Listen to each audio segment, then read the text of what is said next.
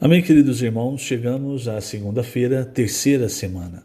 Nessa terceira semana, o título geral é A Serpente de Bronze. E o título da segunda-feira, O Encontro com o Senhor Jesus. O versículo, João 4,14, que diz: Aquele, porém, que beber da água que eu lhe der, nunca mais terá sede. Pelo contrário, a água que eu lhe der será nele uma fonte a jorrar para a vida eterna. Senhor Jesus, obrigado, Senhor, por mais um dia e obrigado pela água que saiu do teu lado na cruz, onde o Senhor se entregou, se sacrificou por cada um de nós, vertendo também o sangue para a remissão dos nossos pecados. Nós queremos te louvar, Senhor, por tudo o que o Senhor fez e por tudo o que o Senhor ainda está fazendo em nosso meio. Nós éramos pecadores, inimigos de Deus, mas o Senhor nos reconciliou.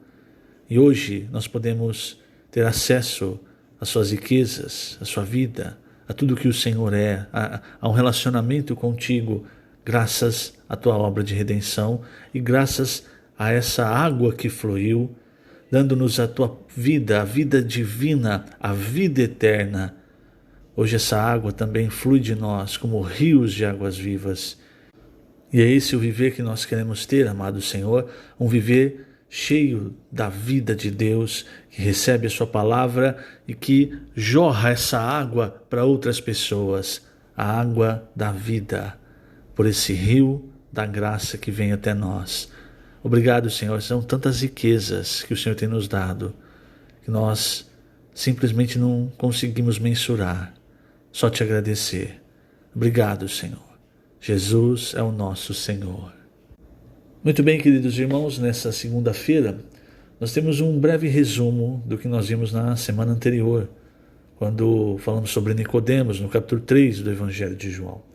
Ali Nicodemos, um membro do Sinédrio, alguém muito importante entre os judeus, vai procurar o Senhor à noite numa casa e ele diz ao Senhor: Mestre, Rabi, sabemos que és mestre vindo da parte de Deus, porque ninguém pode fazer esses sinais que tu fazes se Deus não estiver com ele. Veja, irmãos, eu não consigo ter certeza que se Nicodemos ele creu que Jesus era o Cristo, ou se ele pelo menos ele achava que Jesus era como um dos profetas do Antigo Testamento, poderoso em milagres, como Elias, Eliseu, enfim. Porque ele diz, ninguém pode fazer estes sinais que tu fazes se Deus não estiver com ele.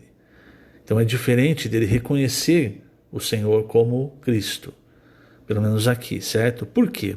Por que eu estou dizendo isso? Porque a visão de Nicodemos era uma visão muito terrena. Então Nicodemos, ele queria ter uma visão celestial, mas a visão que ele alcançava era uma visão terrena. É por isso que no versículo 12 o Senhor diz assim: se tratando de coisas terrenas não me credes, como crereis se vos falar das celestiais? Então veja que a visão de Nicodemos a respeito do Senhor era uma visão ainda terrena. Não era, no máximo, talvez ele achasse, é um profeta, era alguém que Deus mandou, extremamente poderoso. E aí o Senhor responde para Nicodemos o seguinte, por isso que o Senhor fala dessa forma: em verdade te digo que se alguém não nascer de novo, não pode ver o reino de Deus. Perceba? Ele fala de ver. Por que o Senhor fala ver o reino de Deus? Porque Nicodemos, ele tinha dúvidas, ele queria saber como Jesus fazia aquilo, aqueles milagres, aqueles sinais. Fica muito claro, ali Paulo fala aos Coríntios que os gregos, eles querem sabedoria, eles vão sempre atrás de sabedoria. E os judeus, eles vão sempre atrás de sinais. Então aqui, Nicodemos, ele ficou impressionado com os sinais, mas a visão dele, eu repito, era uma visão terrena. E a nossa visão, irmãos, ela não pode ser, a respeito do Senhor, ela não pode ser uma visão terrena. Senão, nós sempre vamos ver as coisas de Deus da nossa perspectiva. A gente sempre quer racionalizar as coisas de Deus. Isso é o que a religião faz, né? Então aqui os religiosos, os saduceus, fariseus, sacerdotes, eles não tinham apesar de eles terem a escritura, eles não tinham uma visão celestial. Eles não conheciam de verdade, irmãos, o sentido por trás das escrituras, que é a vontade de Deus. Então Nicodemos, irmãos, ele tinha essa visão ainda terrena. E aí por isso o Senhor falou: olha, Nicodemos, você está focando, você está colocando os seus olhos de forma errada. Você não vai entender o que eu faço. Você não vai entender, você não vai ver, melhor dizendo, as coisas espirituais se você não nascer do alto. Pegue agora, por exemplo, o seu próprio exemplo, querido irmão, querida irmã. Quando você se converteu, é que você começou a perceber as coisas espirituais, as coisas celestiais. Talvez antes você até lesse alguma coisa ou soubesse alguma coisa da palavra de Deus, algo que você aprendeu, ou algo que alguém contou quando você era criança, uma história, enfim, algo que você assistiu, mas é uma visão terrena. Mas a partir do momento que nós nascemos do alto, a Bíblia, a palavra de Deus, ela começa a nos mostrar então o que ela verdadeiramente é, que é uma porção celestial. O Evangelho de João, irmãos, até no Elemento Diário fala isso, na página 41, eu vou ler mais à frente. O Evangelho de João, o objetivo do Evangelho de João, não é nos mostrar, nos trazer ensinamentos, registros religiosos, bibliográficos, históricos, para o nosso conhecimento ficar mais completo.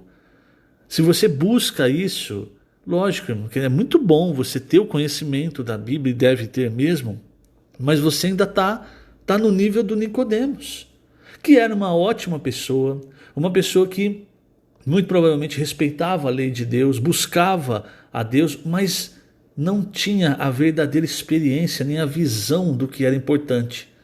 Então o Senhor primeiramente quer ajustar a visão dele. Fala: olha, Nicodemos, você está indo na direção errada. Você está querendo saber como é que eu faço essas coisas? Você está querendo saber das coisas celestiais? Você precisa primeiro nascer do alto. Por isso o Senhor respondeu: em verdade te digo, se alguém não nascer de novo, ou nascer do alto, essa palavra é nascer do alto, não pode ver o reino de Deus. E aí Nicodemos fica mais confuso ainda, porque afinal de contas, veja como a visão dele é terrena. E esse é um grande problema, é quando nós queremos sistematizar a palavra de Deus no nosso entendimento terreno. Quando o Senhor falou para Nicodemos que ele precisava nascer do alto, ou seja, nascer de novo, aonde o pensamento, a mente, o entendimento de Nicodemos foi: uai, como é que eu posso nascer de novo sendo velho? Porventura eu posso entrar novamente no ventre materno e nascer segunda vez? Está vendo? Uma visão errada, uma visão equivocada. Então, aí nessa pergunta que Nicodemos fez, eu vou ter que voltar no ventre materno? A resposta do Senhor, porque primeiro ele tinha dito: se você não nascer do alto, você não pode ver as coisas espirituais. E aí Nicodemos, é como se ele tivesse perguntado: então como eu vou nascer do alto? Aí o Senhor respondeu. E aqui no versículo 5, o Senhor é prático. Ele responde: se nascer de novo é nascer da água e do Espírito. Então, o ver o reino de Deus e o nascer da água e do Espírito é a mesma coisa. Só que primeiro o Senhor mostrou para Nicodemos: você não entende, Nicodemos? Principalmente você não entende quem eu sou, porque a sua visão é uma visão terrena. Primeiro você precisa nascer do alto. Aí você vai começar a ver as coisas celestiais. Aí Nicodemos pergunta: mas então como eu vou nascer do alto? Nascendo da água e do Espírito. E muito provavelmente, irmãos, Nicodemos também ficou confuso, né, porque ele não entendeu o que seria a água e o Espírito. E hoje nós podemos entender, hoje nós temos a figura completa. A água que o Senhor fala aqui, ele não se refere, como nós vimos semana passada, à água do batismo, mas se refere, principalmente nós vimos isso no Evangelho de João, a água é um sinal da vida de Deus. Então, quando fala nascer da água e do Espírito, é você nascer de novo pela vida de Deus que é trazida a nós pelo Espírito. Foi só após o Senhor ter sido glorificado, ou seja, ter vindo o Espírito, que então nós podemos nascer de novo, porque se o Espírito é que traz a água para nós, essa água da vida, que é representada pela água que fluiu do lado do Senhor na cruz. Ali, quando o soldado rasga o lado do Senhor, sai o sangue, que é para remissão dos pecados, e a água. Porque, veja, irmão, só nos redimir dos pecados não adianta para Deus, não adianta para o plano de Deus. Por quê? Você fica limpo, está redimido dos pecados, mas você ainda tem aquela natureza do velho homem e não tem nada dentro para lutar contra isso. E a semana passada nós vimos que quando essa água entrou, quando o Espírito entrou, ele entrou também e depositou em nós uma outra lei que luta e vence a lei do pecado e da morte, que é a lei do Espírito e da vida. Isso, irmãos, veio com a vida de Deus que entrou em nós, representada por essa água. Então, quando você vai a João 4, você vê o Senhor falando da água da vida. É referente a essa água que ele disse precisa nascer de novo. Você vai para João 7, ali nos versículos 37 a 40, o Senhor está falando de fluir rios de água viva. É essa água. Eu vou ler aqui na página 41, o último parágrafo, porque o que nós precisamos entender, irmãos, é o seguinte: quando nós tentamos nos reformar por nós mesmos, que é o que a religião tenta fazer, nós somos, voltando para João 2, como aquelas talhas de água. Aquelas talhas de água, elas estavam cheias de água. Mas aquela água é diferente dessa água que nós estamos vendo no versículo, no capítulo 3, no capítulo 4, no capítulo 7, no capítulo 19. Quer dizer, essa água viva, ela flui, não é? Como rios. Agora, a água de João 2, ela está ali parada. Então é uma água de morte. Tentar, irmãos, nos reformar, você só vai perceber, exteriormente, né? Você só vai perceber mais ainda a morte que tem dentro de você.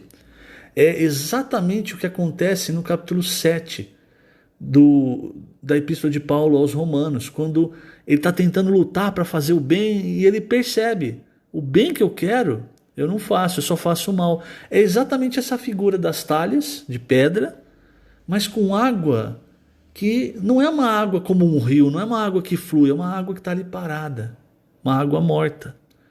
Quando o Senhor fala e nós obedecemos a palavra, irmãos, porque tudo vem pela palavra, essa água, ela se transforma em vinho.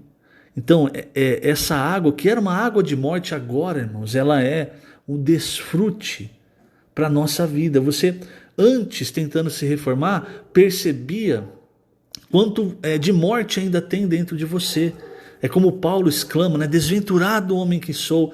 Mas aí entra no capítulo 8 de Romanos, quando ele começa a falar da lei do Espírito da vida, você vê ali uma pessoa feliz, uma pessoa grata, uma pessoa cheia de desfrute, que é essa pessoa que experimenta o vinho novo. O vinho novo, irmãos, ele não traz só uma questão do desfrute, ele traz uma nova esperança. Porque imagina, irmãos, ali o desespero do noivo, das pessoas ali quando descobriram: acabou o vinho, acabou a esperança. A morte, ela finda a esperança do homem. A esperança do homem vai até a morte. Mas o que Pedro nos diz, o apóstolo Pedro? Que com a ressurreição de Cristo e a vida de Deus que entrou em nós, com nossa regeneração, ele também nos trouxe nova esperança. E com essa nova esperança, uma nova vida. E esse é o ponto, irmãos. Essa nova vida precisa ser vivida no Espírito. É a vida de um novo vinho, de um novo desfrute com uma nova esperança. Muito bem, veja. A finalidade do Evangelho de João, página 41, o último parágrafo, não é mostrar nos registros religiosos, bibliográficos ou históricos para adquirirmos um bom comportamento e sermos pessoas corretas, mas sim tirar-nos da superficialidade da letra e da religião, revelando-nos a necessidade de nascer de novo, do alto, para ter em nós a realidade da vida de Deus, ver o reino e entrar nele. Os que nascem do alto e se tornam filhos de Deus não podem permanecer somente no estágio do novo nascimento, pois correm o risco de serem enganados pela superficialidade da letra e da religião. Nós devemos andar pelo Espírito, seguindo-o por onde ele for, como o vento que sopra para onde quer. Que aí é a continuidade do que o Senhor fala para Nicodemos, não é? Vou continuar lendo aqui, página 42 agora, primeiro parágrafo. O homem religioso tem regras fixas de conduta. Ele é dirigido e regrado pela religião, pela letra, pela lógica ou por conceitos que limitam o espírito. No entanto, o espírito não segue regras, pois é como o vento, que sopra onde quer. Por isso, não limitemos a ação do espírito com a nossa lógica. Se tem uma coisa, irmãos, que nós precisamos aprender com Nicodemos é isso, é finalzinho desse trecho, é não limitar o espírito com a nossa lógica. Por quê? Porque Nicodemos, você percebe, agora a construção desse capítulo 3, vendo dessa forma, você percebe que o Senhor estava tentando tirar Nicodemos de onde ele estava. Mas eu acho que Nicodemos estava tão arraigado na experiência de vida dele, ele já devia ser um ancião, era um ancião, né? Talvez com mais de 60 anos, ou até bem mais. Então aquilo ele já estava arraigado na religião.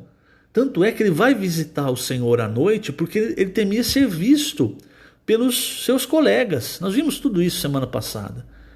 E, irmãos, é difícil quando a religião toma conta de nós. E a religião ela só traz uma visão superficial, uma visão terrena das coisas de Deus.